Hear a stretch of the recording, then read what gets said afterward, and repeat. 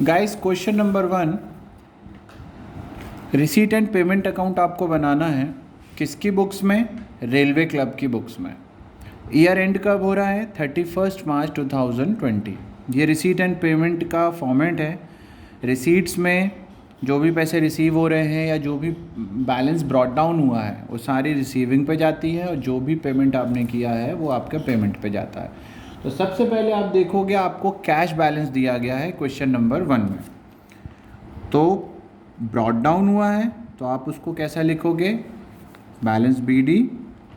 Cash कितना?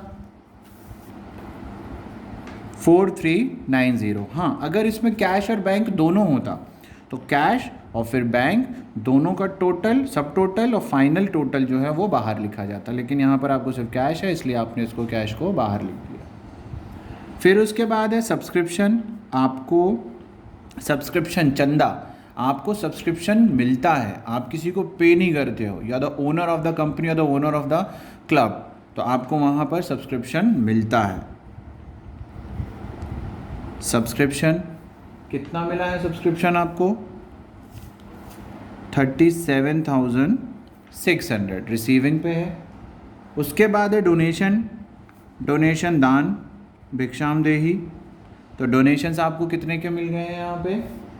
5,000 के, ये भी आपकी रिसीविंग है। फिर है 2 एंट्रेंस फीस। एंट्रेंस फीस कितने की थी? 4,300 का। फिर अगला जो एंट्री है वो क्या दी हुई है? To rent received from club.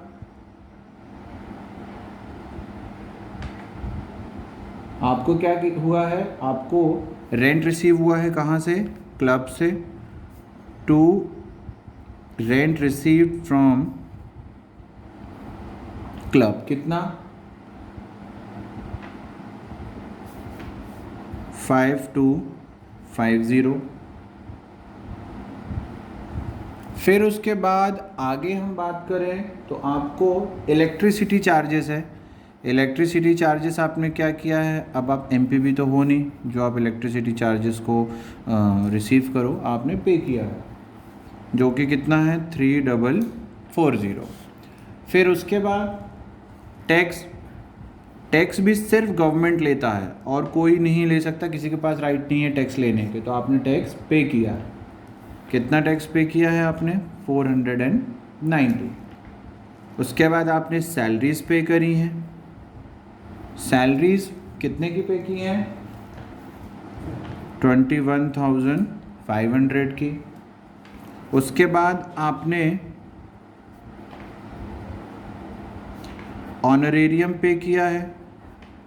Honorarium से टाइप ऑफ सैलरी आप जिस किसी को भी पे करते हो, जब वो आपसे इमेज में, आपसे स्टेटस में बड़ा होता है और आपने उसको अपनी कंपनी के लिए हायर कर रखा है कुछ टाइम के लिए या कुछ एक स्पेसिफिक पर्पस के लिए, तो आप उसको सैलरी ना पे करके ऑनरेरियम पे करते हो। ऑनरेरियम का मतलब हिंदी में होता है मानदेय, मतलब हम किसी को ऑनररी पे कर रहे हैं, सम्मान स्वरूप अगर हम किसी को पे कर रहे हैं तो ये ऑनरेरियम कितना है?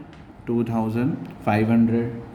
फिर उसके बाद है printing and stationery by printing and stationery कितना है?